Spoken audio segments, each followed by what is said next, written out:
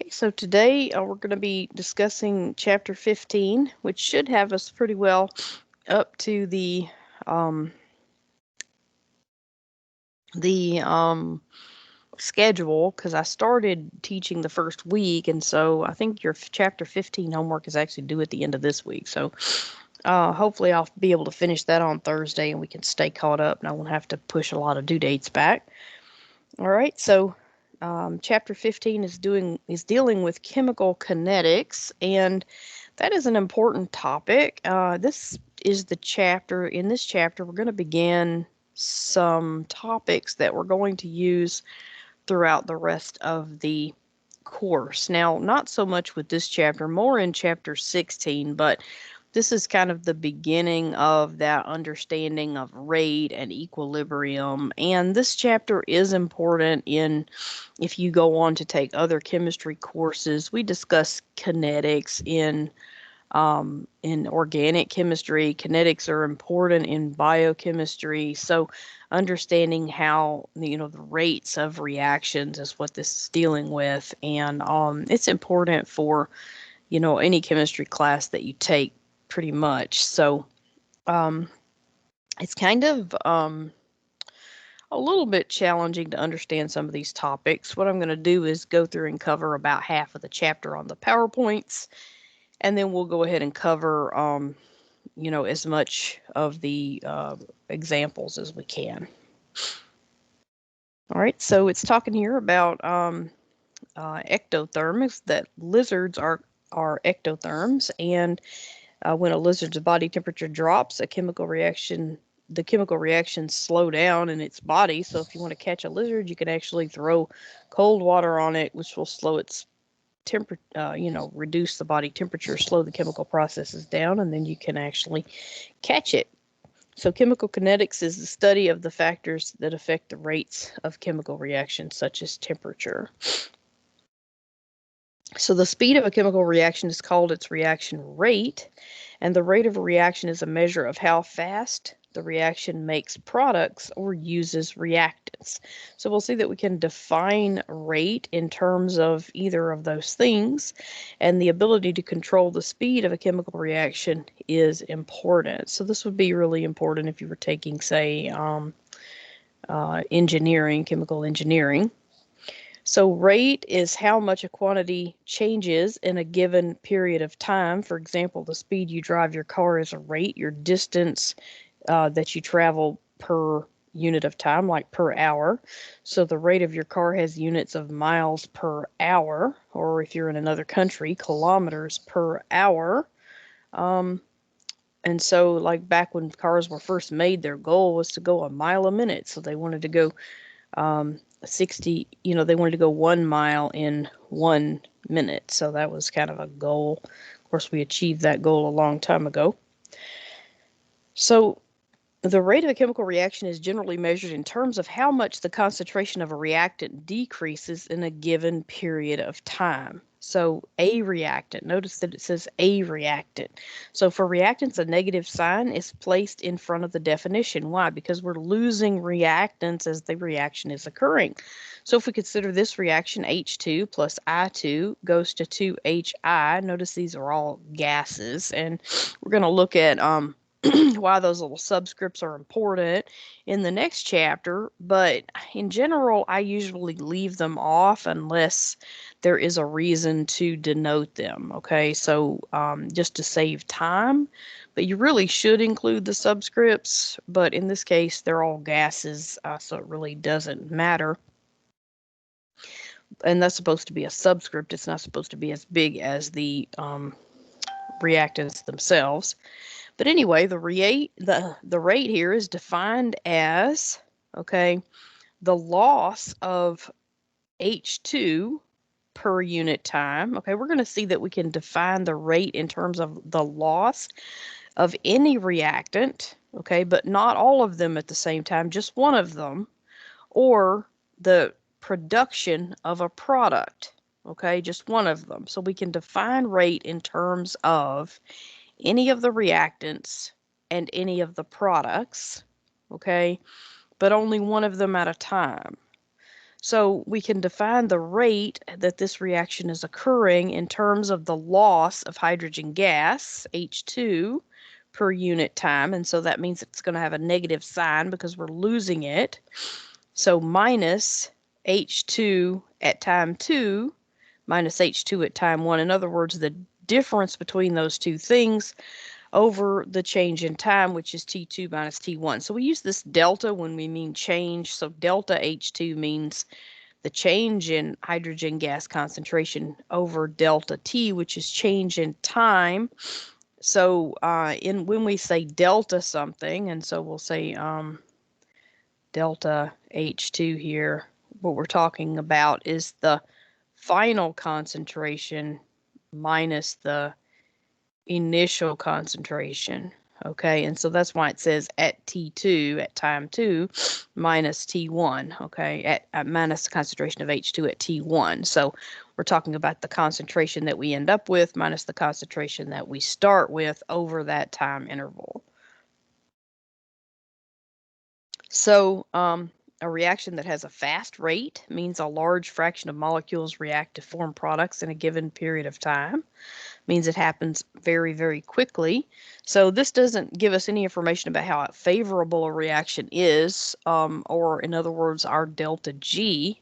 So remember, I think we talked about delta G is going to be starting material to products, energy of going from starting materials to products. Okay, that delta G is this energy. This rate doesn't tell us anything about the energy. What it's going to tell us about is how hard it is to get over that hump, that activation energy for this reaction to occur. Okay, so I don't remember if we talked about that yet, but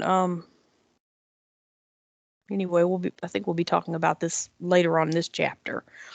All right, so here we've got starting material A plus starting material B goes to product C. So you can see here in the first box, we don't have any product, and then we start to form product, and then we, say 30 minutes, we're forming more product, and then after 45 minutes, we've converted all completely to product. Now, that's theoretical. I mean, you're not going to get 100% product in most reactions, but on the bottom, we see that we have a different reaction. We've got X plus Y going to Z. They denote that with these little pills here, which is kind of strange. Anyway, so at 0, at T equals 0, we've got only reactants. And then at the second box, we start to form one product, a little bit of product. And then the third box, we got just a little bit more product. The fourth box, we've still got a lot of reactant hanging around. So that reaction is going to have, over the same time interval, it's going to have a slower rate, right? And so we can define reactant and product concentrations as a function of time. So the change in concentration per unit time for reactant or for product, right? And so the product is going to be increasing. So we're looking at this reaction, the same reaction right here. H2 plus I2 goes to 2HI. So our HI concentration, we've got time on the x-axis and concentration on the y-axis. So we're plotting concentration for unit time. So our HI concentration is going to be increasing over that time interval. Okay, and this is going to be a non-linear graph where the concentration is going to begin to level off at some point, because we're going to reach a maximum concentration where we can't make any more because we're going to run out of starting materials, right? And then the concentration of our starting materials, in this case, we're just plotting H2. We're not looking at I2, but since they have a one-to-one coefficient, they're going to be about the same. So we're losing H2 over time. So the H2 concentration goes down over time, and correspondingly, the HI concentration goes up over time. Now, even though this graph is non-linear, if you've had calculus, this will make a lot more sense. We can approximate that graph by looking at the tangent, a line that's tangent to the graph at that point, and saying that this graph is actually linear at that point. In other words, that tangent line. And we can look at that and get our slope of the tangent line at that point. And that slope is going to give us some information about our rate, okay? And we get the slope from saying the rise over the run. So in other words, the concentration over the time. Okay, so we'll look at a little bit more of that. So in this case, we've got, so let's look at that a little bit more. So we've got over a 40-second interval. We've formed 0.56 molar of our product, and over that same time interval, 40 seconds, we've lost 0.28 molar of our starting material. And that makes sense because our coefficients are 2 to 1, so we're going to be forming twice as much product per unit time as we have lost starting material. All right, so again, the rate is defined in terms of the loss of starting material or the gain of product. So we've got our rate in this case is equal, we can define it as the loss of that H2 per unit time, or the loss of that starting material per unit time. Okay. So the average rate is the change in measured concentrations in any particular time period, and we do that by linearly approximating a curve or getting the slope of the tangent line to the curve. And we're going to see how we can actually get some more information according to which type of reaction we have. We're going to look at that a little bit later on, okay? So the larger the time interval, the more the average rate deviates from the instantaneous rate. And of course, that instantaneous rate of change, we can use calculus to derive some formulas there, but this is not a calculus-based course, and so we're not going to be actually doing that, okay? So what do we see here? This is a reaction that was run, you know, over a period of 100 seconds, okay? So over the first 10 seconds, we've, in terms of H2, we're losing H2, that's a reactant. We've lost this much, right, like 0.2, and then the second 20 seconds, we've lost some more, and the second 10 seconds. The next 10-second interval we've lost. So we can look at how much we've lost here. So in the first 10-second interval, we've lost this 0.181. In the second 10-second interval, we've lost 0.14, then 0.12, 0.1, 0.081, 0.067.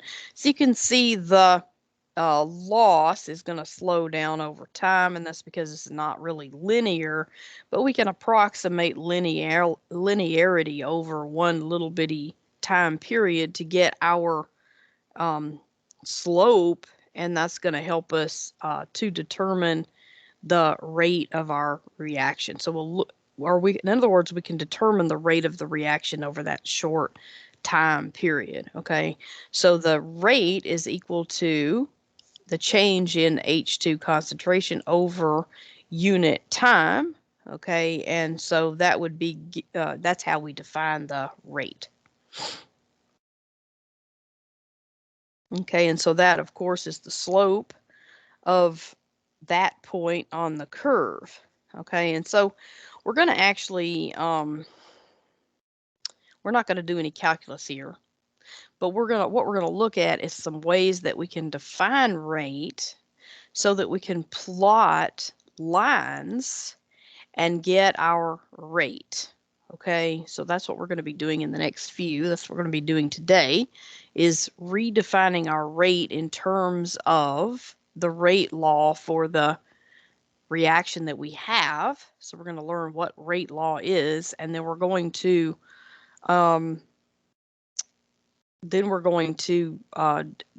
see how to define that in terms of the type of reaction that we have, which, in other words, what order that reaction is, and then how to find the rate or even the initial concentration of reactants from that. Okay, we're not going to be doing calculus in this course because this is not a calculus-based course, okay? So eventually we level off because we're going to either run out of reactants or maybe reach equilibrium, which we're not really dealing with equilibrium in this particular chapter. We'll be dealing with that in the next chapter, but those are some things that could stop our reaction. So at some point the reaction is going to slow down to infinitely small or essentially zero. Okay. So in a lot of reactions, the coefficients of the balanced equation are not all going to be the same. Like here, they are 1, 1, and 2. And so for these reactions, the change in the number of molecules of one substance is a multiple of the change in another. So for every 1 mole of H2 we use and 1 mole of I2 we use, we're going to make 2 moles of HI. Therefore, their rate relative to each other will be different. So we define the rate of a reaction, okay, in terms of either one of the reactants, okay, or one of the products, okay. And this reaction here at the bottom is going to be A plus B, giving us C plus D, okay. So we're really not looking at the reverse reaction here. We've got A plus B giving us C plus D, okay? Okay, and so we can say that we can define the rate of this reaction in terms of the coefficient, where we've got the coefficient of A being little a, B being little b, C being little c, and D being little d. Okay, so 1 over the coefficient of A times the change in A per unit time is equal to, I'm sorry, minus 1 over A, because we're losing reactants, okay, is equal to minus 1 over B times the change in concentration of B per unit time, okay, because we're losing that reactant, or this is not and, this is or, right? We're going to define it in terms of either one reactant or one product, okay, or positive concentration of 1 over C, because we're gaining products, times the change in concentration of C per unit time, or plus the concentration of D, okay, per unit times the coefficient 1 over D. Okay, so hopefully that makes sense. We're only going to define this in terms of one reactant or one product, because all of the reactants or products will be changing in relationship to the other one. Okay, so if we're defining rate, we're going to define it in terms of, we can define it in terms of just one reactant or product in this case. Okay, so we can monitor one and see how that changes. Now, in just a little bit, we're going to get a rate equation, which is going to account for both reactants at the same time. But right now we're trying to define, let me see if I can define the differences there. Right now we're going to define how the rate changes in terms of one reactant or one product. Okay, so using H2, the instantaneous rate at 50 seconds is as follows. So here we have the rate at 50 seconds. So we're looking at the instantaneous rate. So that means at that time we've got a tangent line to that curve is equal to negative 0.28 molar over 40 seconds. So we looked at it over the time interval over 40 seconds, okay, and it changed by 0.28 molar per 40 seconds. So the rate is equal to 0.0070 molar per second, okay. So using HI, the instantaneous rate at 50 seconds is as follows, 1/2. All right, so for this reaction, we've got minus, okay, 1 over 1, because our coefficient here is 1, times the concentration of H2 per change in time, okay, and that should be equal to plus 1 over 2, because our coefficient for HI is 2, times the concentration of HI per unit time. Okay, so what they're saying is we can define this reaction in terms of either the reactant, one of the reactants, or this product, and get the same number. Okay, So using HI, the instantaneous rate at 50 seconds is, okay, 1/2 times 0.56 molar over 40, because we're gaining 0.56, okay? So the rate is 0.0070 molar, 00 molar per second. So that rate is going to stay the same over that same time period with relation to each component, okay? All right, so for the reaction, A plus 2B goes to C. Under a given set of conditions, the initial rate is 0.100 molar per second. What is delta B, change in B over T under the same conditions?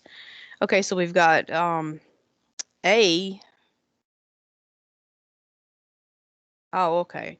So what is change in B per unit time? So that's going to be 1/2 B over the change in time, because the concentration is 2B here. So you could see that that will be half. Okay.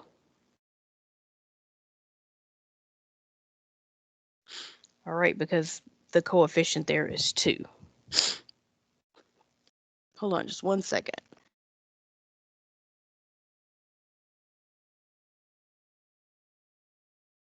All right, so to measure a reaction rate, you need to be able to measure the concentration of at least one component in the mixture at many points in time. So some reactions occur slowly enough that the samples can be periodically withdrawn from the reaction vessel and analyzed, or you could use other techniques like polarimetry, spectroscopy, and even pressure measurement if you've got gases, if you're creating a gas, to measure the reaction rate.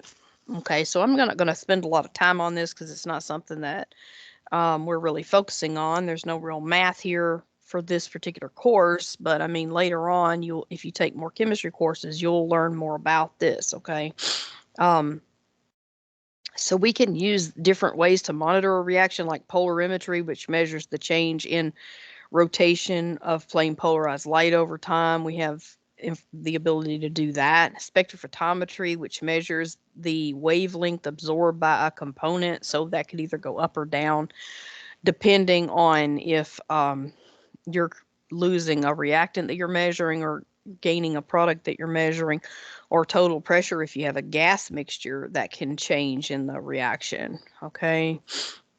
So you can take aliquots and run some type of analysis on that, like titration, which we're going to talk about in a later chapter, or gravimetric analysis, which means that you would react it with something and precipitate it and weigh it, okay?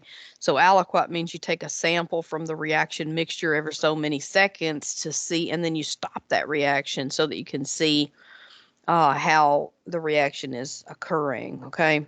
And then gas chromatography is going to measure concentrations in a mixture over time using a process that, I think we got a picture of it in just a minute. I'm kind of choked up, guys. I'm sorry. Where you separate the mixtures in a gas column, and then you can measure their concentration with an instrument. Okay, so this is going to be a spectrometer where you've got light shining through a slit and being separated from some type of thing like a prism or a grid, and then shine through the sample, and then however much is absorbed, or even how much is maybe fluorescence or something like that, then you can detect it with a photomultiplier tube, and that can go to the computer. So there's different ways in measuring a reaction over time. This would be a gas chromatograph, where your this gas carries the sample through a column. So you inject your sample here, goes through a column, and then the sample it's separated in that column into its components. So something like this is what would be used in GCMS, where your detector is actually a mass spectrometer. So if you've seen like CSI or something where they're using GCMS, it would be this type of system. And then that detector can detect, in this case, it's probably just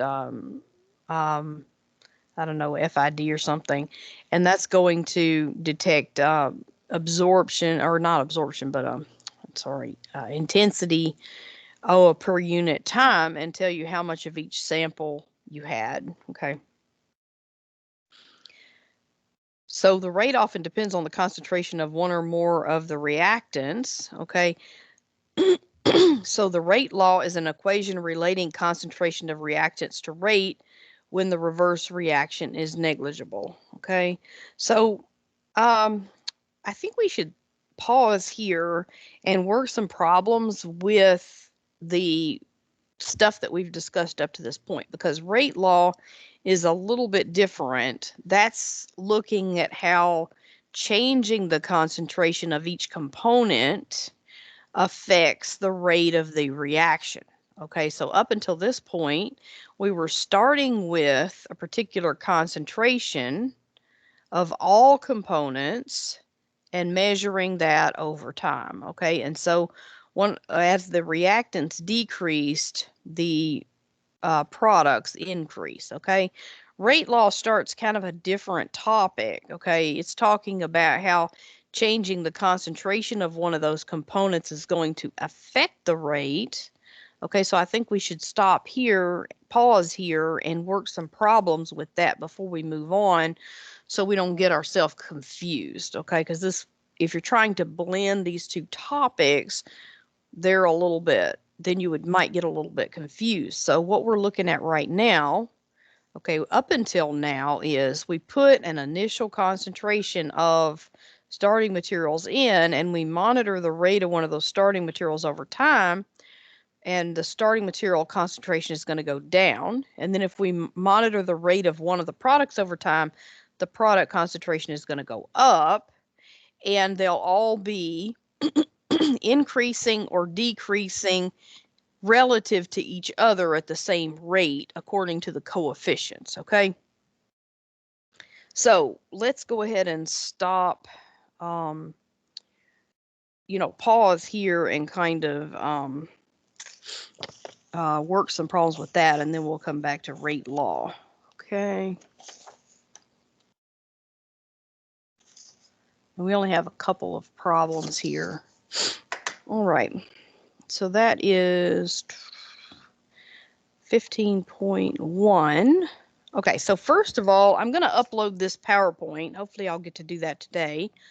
And I've made a PowerPoint. I mean, this is just the PowerPoint that came with from Pearson, and you have this, but what you don't have, I made this little first slide here that has a whole lot of information for you. And what that's going to do is you can look at this and use it as a cheat sheet, for your work and your problems, okay? So the first part that we've done so far is just this right here. We've seen that A plus B goes to C plus D, and the coefficients are little a, little b, little c, and little d. We can define the rate of that reaction in terms of either the starting materials or the products, minus 1 over A, times concentration change of A over change in time, and so forth. We just looked at that equation, okay? For some reason, I wrote that again over here. I don't know why. So we haven't gotten to this other stuff yet, and we'll get to that in just a little bit, okay? So let's work the first couple of problems. Consider this balanced chemical equation, H2O2 plus 3I minus plus 2H plus yields I3 plus 2H2O. Okay, in the first 10 seconds of the reaction, the concentration of I minus drops from 1 molar to 0.868 molar. Calculate the average rate of this reaction in this time interval, and then determine the rate of change in the concentration of H plus, that is delta H delta T, during this time interval. So what they're saying is we're given some information about I minus, so this reactant right here, how the concentration drops, and what the time interval is. So we can calculate the rate, change in concentration per change in time, in terms of that reactant, which, remember, is going to be 1 over the coefficient, which is 1/3, times the concentration of change in concentration of I minus per unit time. And since it's a reactant, we have a minus sign out here, okay? So let's go ahead and calculate A. I guess I didn't leave myself much room. Yeah, I got some room. Okay. Let's go ahead and calculate part A. Okay. Oh, shoot. I don't know why I did that. All right, so the rate in terms of I minus is going to be equal to minus 1/3 times the concentration of the change in I minus per unit time. Okay, now we could have also said, we could define this whole reaction here. We could have defined the reaction as change in the first reactant here, -1/1, so the rate is equal to -1/1 times the change in, times the change, I'm sorry, the change is supposed to be out front. Change in H2O2 per unit time, and that's also equal to -1/3 times the change in I minus per unit time. My handwriting is terrible today. And that's equal to what? -1/2, and going to the next one, times the change in H plus per unit time. And that's equal to positive products, right? So positive 1/1 times the change in I3 minus per change in time, and that's equal to positive 1/2 times the change in H2O per unit time. Okay, so we can define the rate. Let's point out that we can define the rate as being equal to any one of these things. We can define the rate in terms of any one of these starting materials and any one of these products, and it should be the same as long as we keep our coefficients straight. Okay, so we can define the rate here in terms of I minus as equal to 1/3 times the change in I minus per unit time. I meant to have that delta out front there. And the rate, okay, for part B is also going to be equal to -1/2 times the change in H plus per unit time. So we can define the rate in terms of either one of those things. We can define the rate in terms of I minus, where we were given some data for that, and then we can say, then we can get the change in concentration of one of those other species by using that information. Okay, so we can calculate the rate. It's not going to change as long as you keep your coefficients straight for this. Okay, so hopefully that makes some sense. So let's go down and work part A. So for part A, we've got, I'm just going to kind of go through theirs. The rate is equal to -1/3 times the change in that I minus concentration per unit time. So that's equal to -1/3, and we had 0.868. That's our final concentration minus our initial concentration is 1.00. Okay, over a 10-second interval. Okay, delta T is equal to 10 seconds. So we know that that was a 10-second interval. Okay, so our change in time is 10 seconds. Okay, and that rate is going to be equal to 4.4 times 10 to the minus third. Okay, so we can also define that rate in terms of H plus concentration. So we can say the rate is equal to -1/2 times the change in H plus concentration per unit time. But the thing is, we weren't given data for the H plus concentration. So we can say, let me go ahead and work B. Rate is equal to -1/2, okay, times the change in H plus concentration per unit time. Okay, but we weren't given data for H plus concentration. We only monitored the change in I minus, and that rate is 4.40 times 10 to the minus third. So we can go ahead and bring that down. So 4.40 times 10 to the minus third is equal to -1/2 times the change in H plus concentration per unit time, okay? So we were asked to find the change in H plus concentration per unit time. So we can solve for that. We're solving for delta H plus delta T, okay? And all we have to do is multiply both sides by 2. Okay, if we multiply negative 1/2 by 2, and then multiply both sides by -1. Okay, and that's going to change our minus to a plus. And what's that going to give us? That means the change in H plus concentration per unit time is equal to -2 times 4.40 times 10 to the minus third equals -8.80 times 10 to the minus third molar. That means moles per liter per second, okay? Which if your concentration isn't changing, then, I mean, if your volume isn't changing, that's essentially the number of moles that you're getting per produced or lost per second, right? So it's linearly, or it's proportional to the number of moles. Okay, so for practice 15.1 says, for the same reaction, predict the rate of change in the concentration of H2O2 per unit time and I3 minus per unit time. So let's go back and say our reaction was H2O2 plus 3I minus plus 2H plus goes to I3 minus plus 2H2O. Okay, so that rate is equal to, in terms of H2O2, okay, is equal to -1/1 times the change in concentration of H2O2.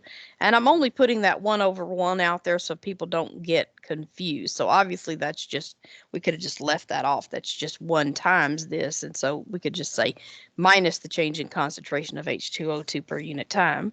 And that's equal to, okay, I3 minus, we're going to be gaining that positive change in I3 minus per unit time, okay? And again, the coefficient is 1, but we could just leave that off, right? So we found that our rate was 4.40 times 10 to the minus third. So we can say the change in concentration of H2O2 per unit time is equal to minus the change in concentration of H2O2 per unit time is equal to that rate, which is equal to 4.40 times 10 to the minus third, okay? My pen is not cooperating today, okay? So the change in concentration of H2O2 per unit time is, we can just multiply both sides by -1, is -4.40 times 10 to the minus third, okay? And the rate is equal to positive the concentration of I3 minus per change in time, which is equal to that 4.40 times 10 to the minus third.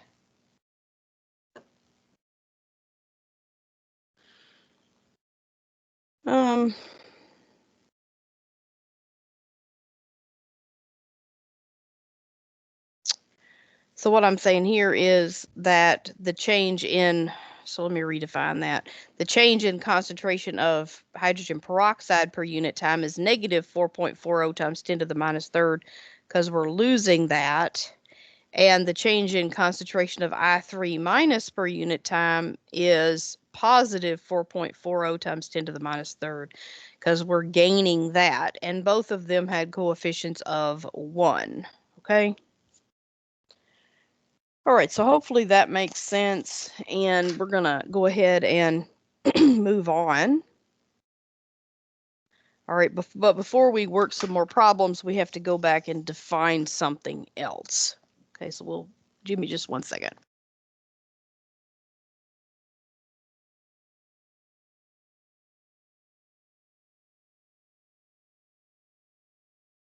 Okay, let's see where we're at. All right, so now that brings us to the rate law. Okay, so this is different. This is, let me see, how can I define the difference again here? So before we looked, like I said, at concentration per unit time and how one was decreasing and the other was increasing and how we could define that in terms of one of the species, okay? But what we're talking about now is a little bit different. It's saying, how does the overall rate of the reactant change as I change the concentration of one of those reactants, okay? How does the rate law change as I change the concentration of one of those reactants? And I write something called a rate law or a rate equation for that reaction in terms of the concentration of the reactants, okay? So the rate of reaction is directly proportional to the concentration of each reactant raised to a power. And we don't know what that power is until we actually run the experiment. So for the reaction A going to products, the rate law would have the form given below. So we only have one reactant, and this is in this case, and that's going to be rate is equal to K. So that's some K, that's a constant for that particular reaction at that temperature. So this is a temperature dependent constant that is going to be experimentally derived for that particular reaction, okay? And in this particular reaction, we only have one starting material going to products, so we can say that K times the concentration of A, that's our starting material, raised to the N power. We don't know what that power is until we run the reaction. So N is called the order for the reaction, and it's an integer that determines the rate dependence on reaction concentration. K is called the rate constant, okay? So the exponent on each reactant in the rate law is called the order with respect to that reactant. So the sum of the exponents is called the overall order of the reaction, okay? So in the rate law, rate is equal to, for this particular reaction, okay, so for this particular reaction, we weren't actually given the reaction here, were we? We were not. What's the reaction here?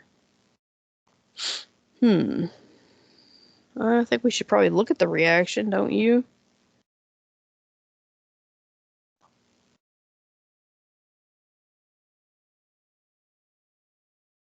That's not it, because this is NO and O2. So this is the reverse of this reaction. No, it isn't. Different one. Let's find the reaction they're talking about.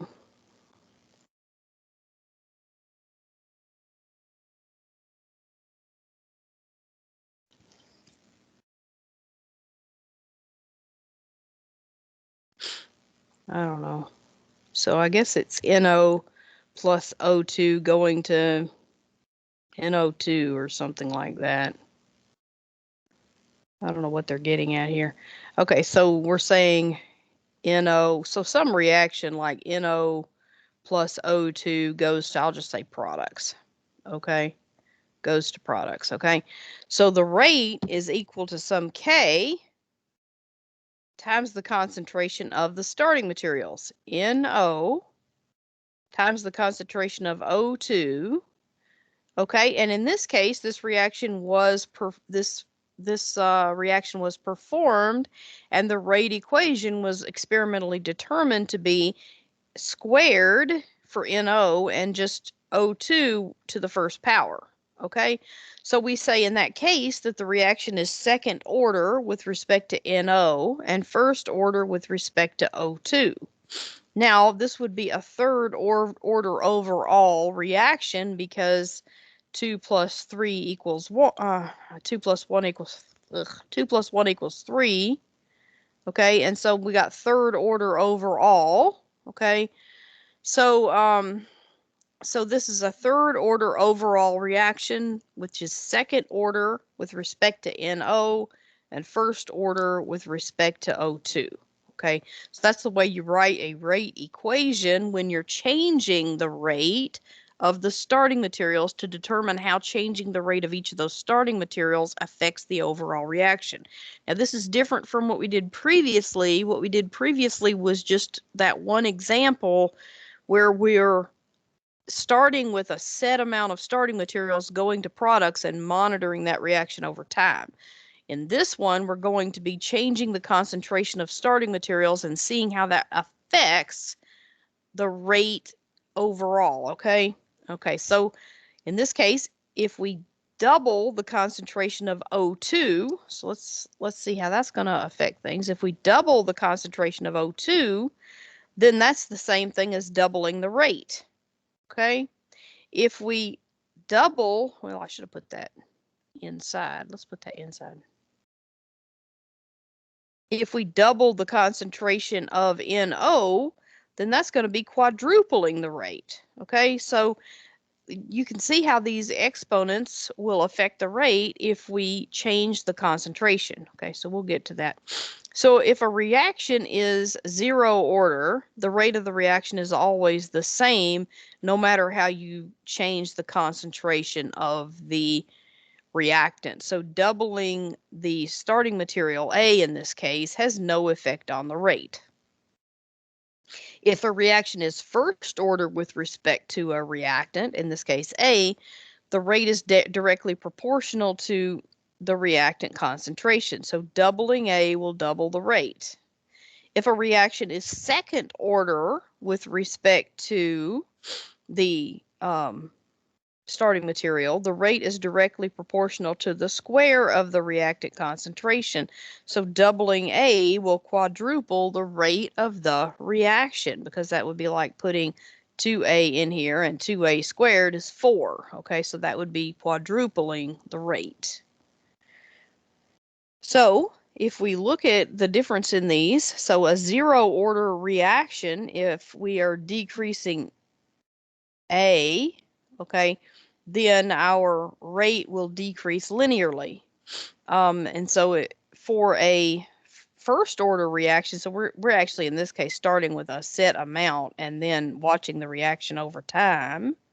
Okay, and it's going to decrease linearly over time if the reaction with respect to A, the rate is equal to some K times A to the 0 power, we get a linear response. It doesn't change as the concentration of A changes. If the reaction is first order with respect to A, then doubling the concentration of A will double the rate, but halving the concentration of A will halve the rate. Quartering the concentration will quarter the rate, and so forth. So we get a kind of a we get a non-linear curve leveling off of that rate as the concentration of A decreases, okay?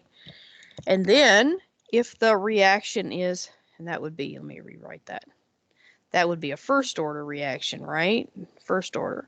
So if the reaction then is second order, where N is equal to 2, so that would be A squared, then doubling the reactant concentration quadruples the rate. So having it would be 1/4 the rate, and so forth. So it falls off faster, okay? Now, if we measure the rate while we are, so this was reactant concentration over time. So if we measure the instantaneous rate as we increase the reaction, so we're measuring the rate at a short interval as we increase reaction concentration in different little aliquots. So I'm saying I've got no reactant concentration, I'm sorry. We've got 0.2 molar, 0.4 molar, 0.6 molar, 0.8 molar, and 1 molar. So I'm measuring that rate at an instantaneous point, or over a short interval would be more precise. Like I measure the rate for 5 seconds and I put that here, okay? And I measure the rate for 5 seconds at 0.4 molar and for 5 seconds at 0.6 molar and for 5 seconds at 0.8 molar. And then I plot my line, okay? Then what I see is for a, let me erase this, for a first order reaction, okay, remember doubling the concentration of the reactant doubles the rate, and then doubling it again doubles the rate, doubling it again, or this is just time and a half in it, time and a half's the rate, doubling it again doubles the rate again, and so forth. So it increases linearly with concentration if it's first order, okay? So what we're doing here, instead of plotting reactant concentration for time, we're plotting reactant concentration versus rate, okay?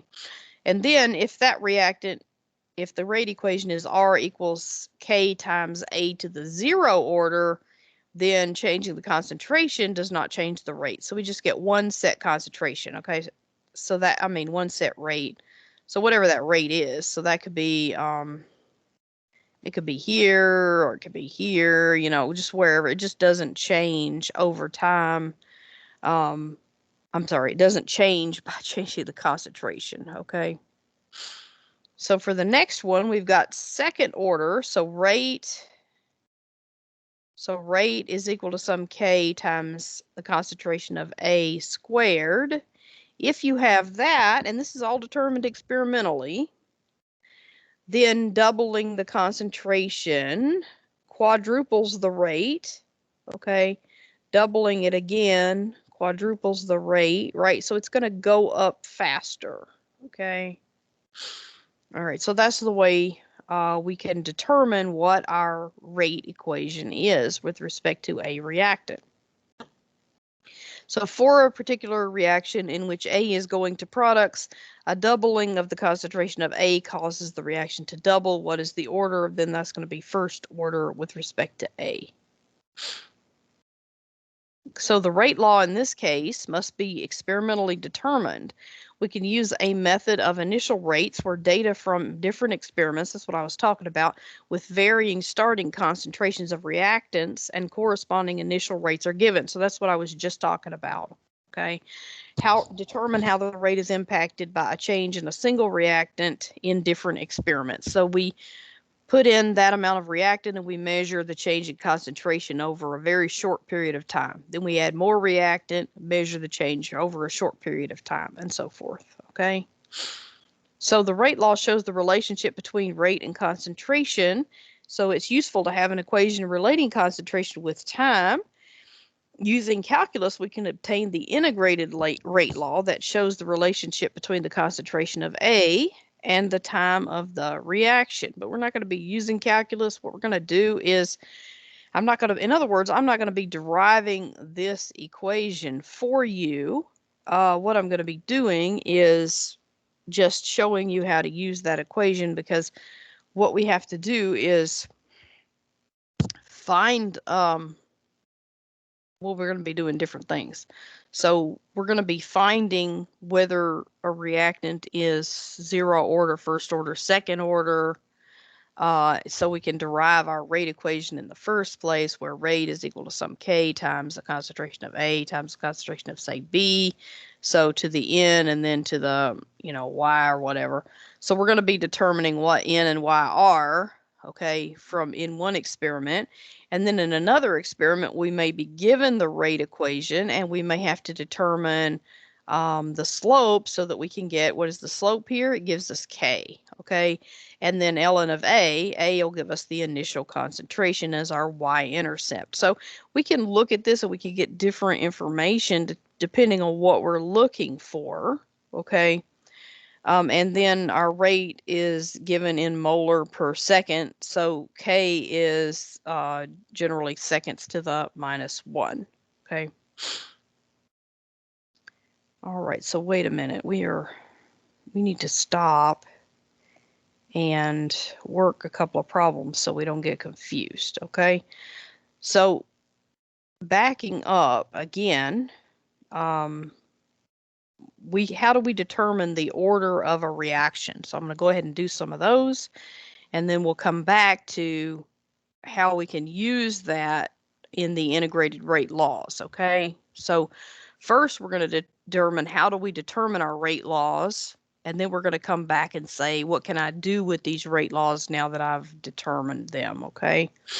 So let's go over here. Okay, so 15.2, we've done this experiment. Consider the reaction between nitrogen dioxide and carbon monoxide. Okay, hang on just a second. That's not what I wanted. I'm trying to get it to increase in size a little bit. I may have to. This is not cooperating. That's because I got my keyboard upside down. Would help if I turned it over, wouldn't it? There we go. Okay, so consider the reaction between nitrogen dioxide and carbon monoxide to give us nitrogen monoxide and carbon dioxide. So remember, our rate is going to be equal to sum K times the concentration of each of the reactants. So NO2 times CO raised to some power, okay? Raised to some power, and we don't know what that power is. So what we're trying to determine here is, let's say N and O, all right? N and M, I don't know, M. So we're trying to determine what those powers are, okay? So we did this reaction, and we said, I'm going to double the concentration of nitrogen dioxide, okay? I'm going to go from 0.1 molar to 0.2 molar, and I'm going to measure that rate over a small interval. And I found that my rate went from 0.002 to 0.0082, okay? Then in the next experiment, I'm going to run another experiment. I'm going to hold that NO2 constant, and I'm going to double CO. I'm going to go from 0.1 to 0.2, okay? And I found that my rate didn't change, okay? Didn't change at all. Then I'm going to double NO2 again just to make sure, okay?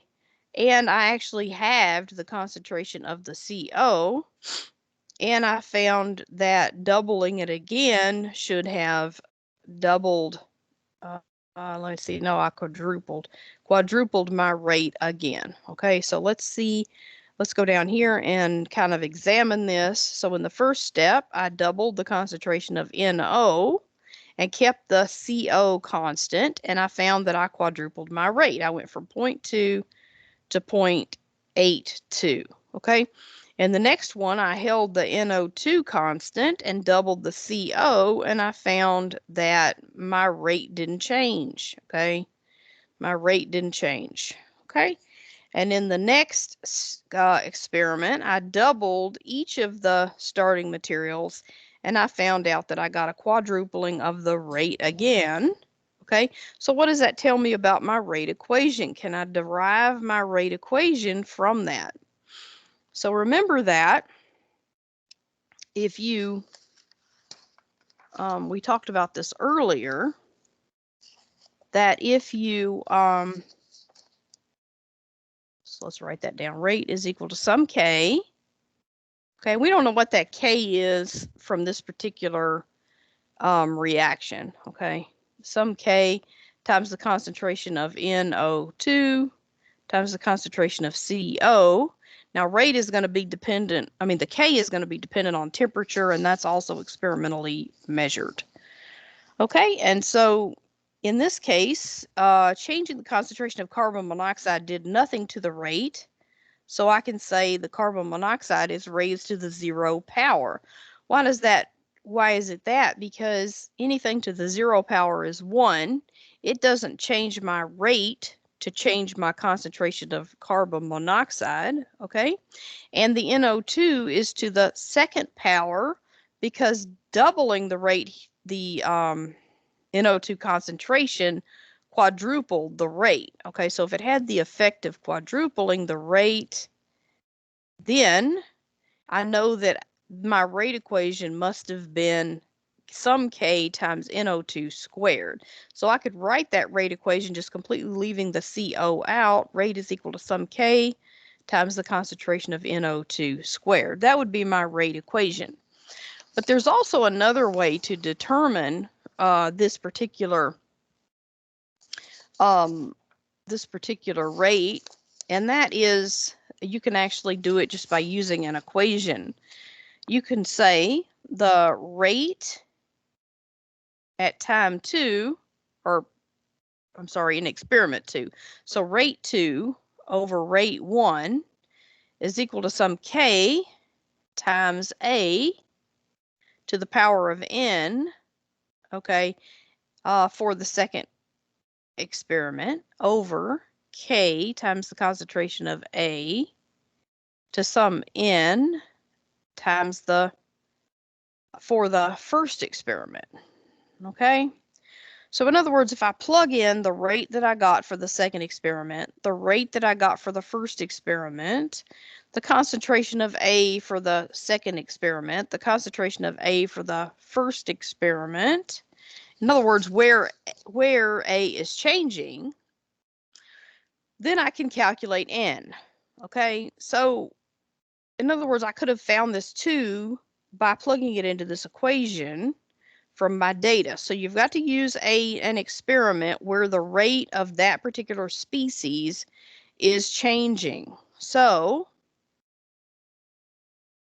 I'm going to use the first experiment here because I changed the concentration of NO2. So I'm going to use that one to determine the power for NO2.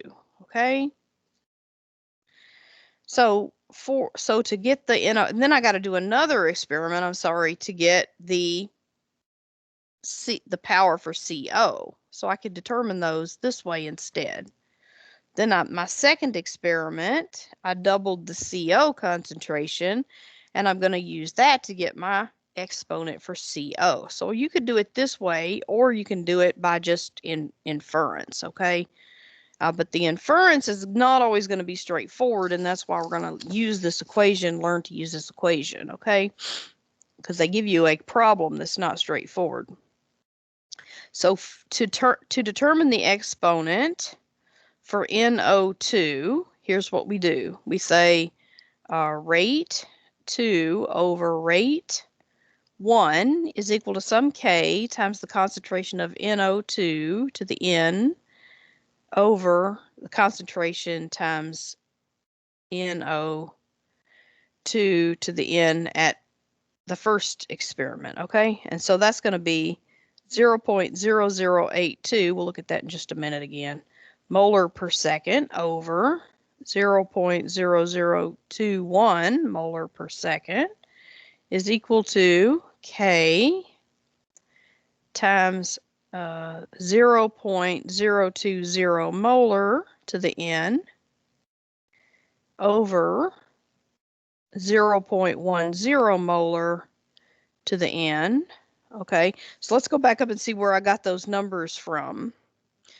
The rate was 0.0021 for the first experiment, 0.0082 for the second experiment. So I put 0.0021, 0.0082. So that's 1 and 2.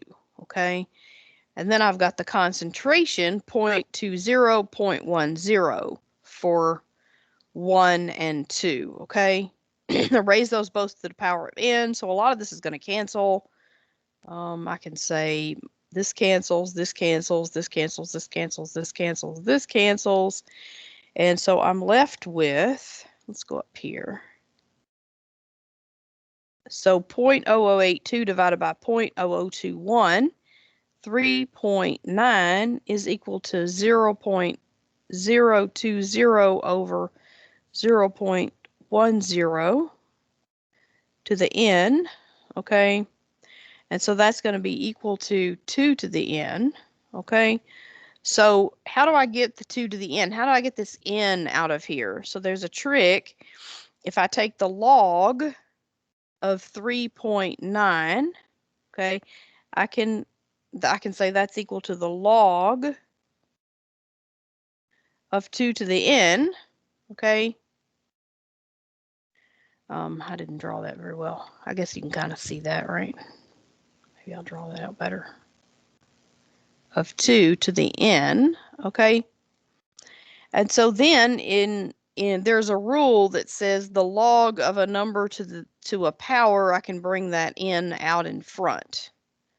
Okay, so the log of 3.9 is equal to 2 log, n log 2.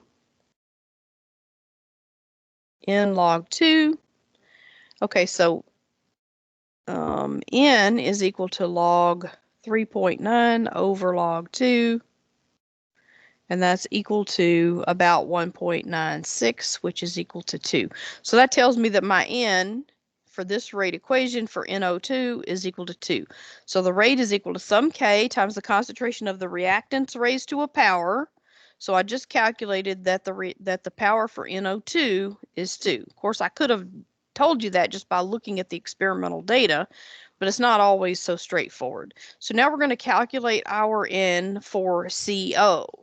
Okay, so let's go down and do for CO, rate 3 over rate 2 is equal to K times CO.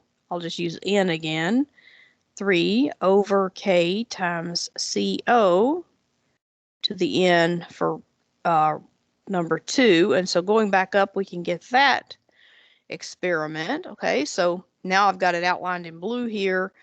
I've doubled the concentration. My starting concentration was 0.1. My ending is 0.2, so I've doubled it. And then my rate 2 is 0.0083, and my rate 1 is 0.0082. Okay, so we can plug all of that in. Okay, so 0.0083 molar per second over 0.0082 molar per second equals K times 0.20 to the N, okay, over K times 0.10 molar to the N, okay, so 1.01 is equal to 0.20 over 0.10 to the N, okay, and so that's equal to 2 to the N. So I can say, I'll just come back up here, log of 1.01 is equal to log 2 to the N. So I have a rule, I can bring that N out here once I take the logs of both sides. So the log of 1.01 is equal to, I already got that, N log 2. All right, so N is equal to log 1.01 over log 2, which is equal to 0.01, which is about equal to 0, because we have to round that off to some reasonable number. It doesn't necessarily have to be a whole number, but it should be like a whole number or a half number or a fourth, right? So that you can say that rounds to 0. So the rate equation for my reaction, remember, is equal to some K times the concentration of the reactants, which in this case is NO2, times CO. That's the form of the rate equation, okay? So NO2 has the power 2, CO has the power 1, so that rate is equal to some K times just the concentration of NO2 squared, and it doesn't depend on the concentration of CO, okay?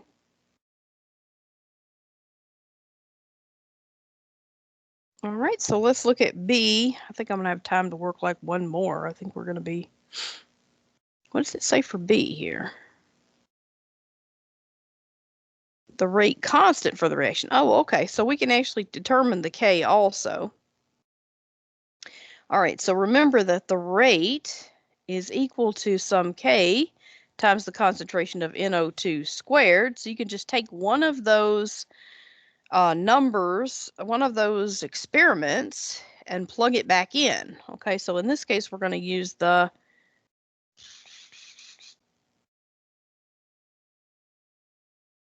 the 0.0021 molar. So we want to use the NO2 here, right?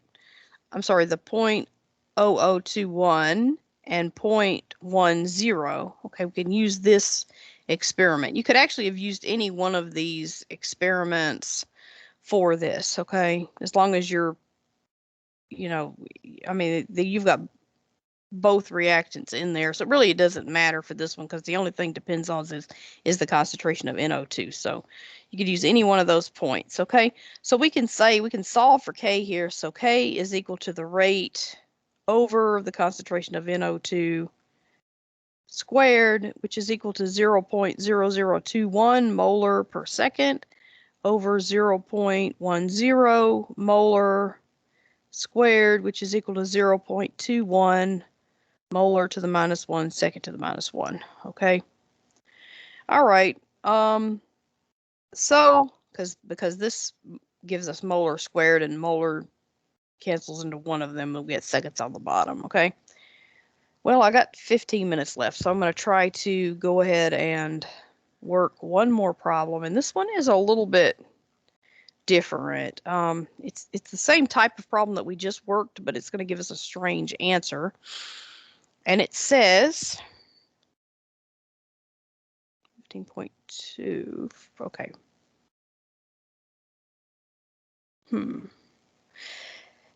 Consider this equation, okay? CHCl3 plus Cl2 goes to CCl4 plus HCl. The initial rate of the reaction is measured at several different concentrations, okay, of the reactants with the tabulated results. Determine the rate law and then the rate constant. So we're doing exactly the same thing that we just did. Let me see how much room I've got here. Okay, I think I've got enough room. All right, we're doing the exact same thing that we just did, okay?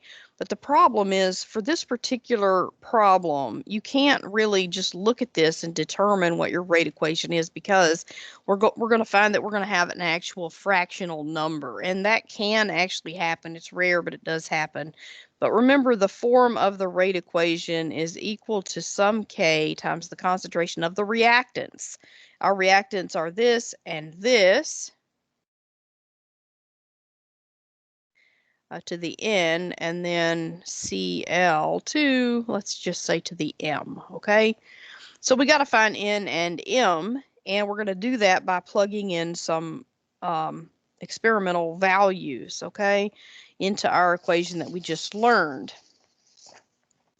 And that was that rate 2 over rate 1 is equal to some K times the concentration of the reactant to the N over K times the reactant to the N for experiment 1 and experiment 2, okay?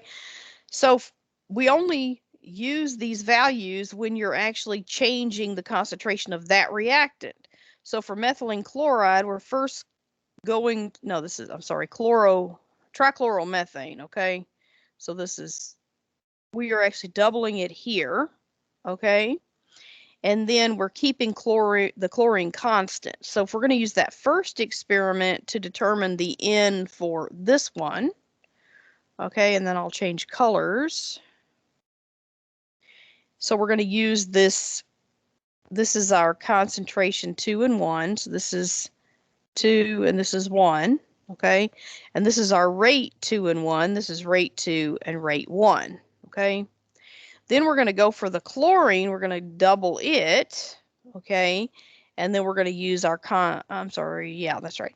Then we're going to use our concentration 0.020, 0.010, and doubling, changing the rate. So that's our rate 2, rate 1 for the chlorine, and that's going to give us our rate equation. Okay, so that's how we have to do that. So we're going to plug in the different values when we're changing those species. Okay, you got to change it in order to use that particular value. Okay.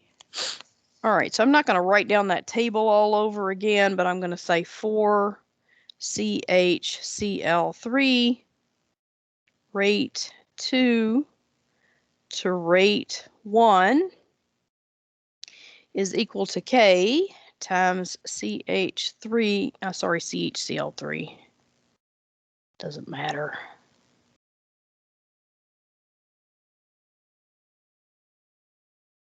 To the N for 2 over K times CHCl3 to the N for 1. Okay, so using that one that changes 0.0069 over 0.0035 is equal to K times 0.020 to the N over K times 0.010 to the N. So 1.97 is equal to, the K cancels here, 0.020 over 0.010 to the N, okay? So I get 1.97 equals 2 to the N. So I have to take the log of both sides to get that N. So I can say log of 1.97 is equal to log of 2 to the N. So bringing that back up here. All right, log of 1.97 is equal to, bring that N down, N log 2. So N is equal to the log of 1.97 over log 2, which is equal to 0.294. Let's put that in the calculator, over 0.301. So N is equal to 0.976, so approximately equal to 1. So far, we know that the rate is equal to some K times CHCl3 to the first times Cl2, and now I'm going to call that N. Okay, so I've still got to find the second N. So I'm first order with respect to CHCl3. All right, so next I've got to solve the same thing again for 10 minutes for Cl2. So rate 2 over rate 1 is equal to K times Cl2 to the N over K times Cl2 to the N for the first reaction. So I'm going to use that one, 0.0098 over 0.0069 is equal to K times 0.020 to the N. I'm sorry, not 2. Why I did that. To the N over K times 0.010 to the N. Okay, so 1.42 is equal to 2 to the N. Okay, so log of 1.42 is equal to N log 2. So I just brought that N down, okay? So N is equal to log of 1.42 over log of 2, which is equal to 0.1523 over 0.301, which is equal to 0.50. Now that's a little bit weird, but so we can write our rate equation as K times CHCl3 to the first times Cl2 to the 0.5, okay? And there can be fractional exponents on these. They're not as common. So in our next step, we're going to find K. I'm going to go ahead and do it like this. All right, so if the rate is equal to K times CHCl3 times Cl2 to the 0.5, okay, then K is equal to the rate over CHCl3 times Cl2. Cl2 to the 0.5. Okay, so I just take one of those experiments and plug it in to find the K. 0.027 over 0.040 times 0.040 to the 0.5, which is equal to 3.375. So I can write our rate equation. I'm going to go ahead and write it over here in a different color because I'm running out of space here. All right, so the rate is equal to 3.375 times the concentration of CHCl3 times the concentration of Cl2 to the 0.5. Okay, so a little bit strange type of situation, but that was the example that you were given. Okay, so in the next topic, we're going to be talking about the integrated rate laws and how to use them to find our K by doing some graphing. So we're going to actually be using, and I'm going to be using Google Sheets for that. Okay. All right. So you might want to familiarize yourself a little bit with Google Sheets if you're not already. You should be. My daughter Joy has assured me that everybody should know how to use Excel by now because you had that in high school. So hopefully you did. All right. And thanks for watching. Do we have any questions before we go? I'll go ahead and stop the video in case somebody doesn't want to be on.